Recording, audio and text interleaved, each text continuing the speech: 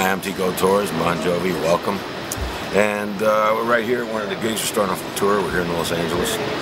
And talk a little bit about remote heads. I've been using them all my life. The fact that you could play indoors, outdoors, in any weather, in any temperature, in any humidity is probably the best thing a drummer can ask for. I mean, years ago, believe it or not, I played on 1938 Slingy and Kit, and we had unborn calf skins on there. It was just impossible. It's like you had to heat them up with a candle, and you had to stretch them, and it was a science, like being an Indian. Until Remo came along and actually, took the science out of it and made it completely usable to drummers. This is my live kit right here. It's my Pearl kit. I've had it for 2 tours now. They're especially made for me. On the tom toms, I'm using coated Emperors, and the reason is they take a pounding for me. You know, in the studio, I like using ambassadors, lighter heads because of the resonance. And depending on the music, if you're doing R&B, jazz, Latin, it really depends on the resonance you need for the head.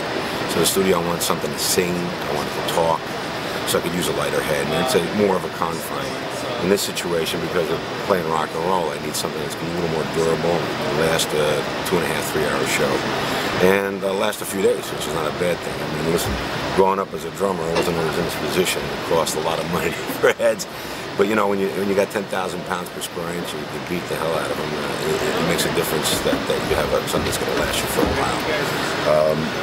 On the snare, I use a coated Emperor X, and I get versatility with this head. I could tune it low and still have a lot of action, which is important for me. Of course, everything in this scale is EQ'd, but the fact that you could have a good tone from a drum when you tune it is probably the beginning of what a good drum sound is going to be. On the bass drums, I use the coated Power Strokes, the 3s. Again, I'm getting a lot of bottom with it. You know, the drum has a lot to do with it, but you need the head, and that's what resonates. That's what gives the tone, gives the sound. And when it comes to bass drums, it's up to the individual drummer to experiment. You're at home, you use something else. You know, there is no rule of thumb.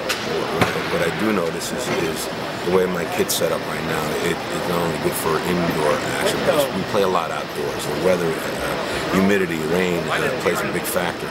And I need the set to be consistent in sound and tone. And these Remo heads give me that. On the bottom, I use the Chrome Starfire heads. Again, that's a resonant thing. That is your bounce back of air. They're a little thinner, and they still have what I want in tone. You know, so it's not. I'm not giving away anything. So it's important for every drummer. Not only tune up drums, but use the right heads. So I'm glad you'll be here with me and Remo. I hope this gives you some insight on my life as a drummer.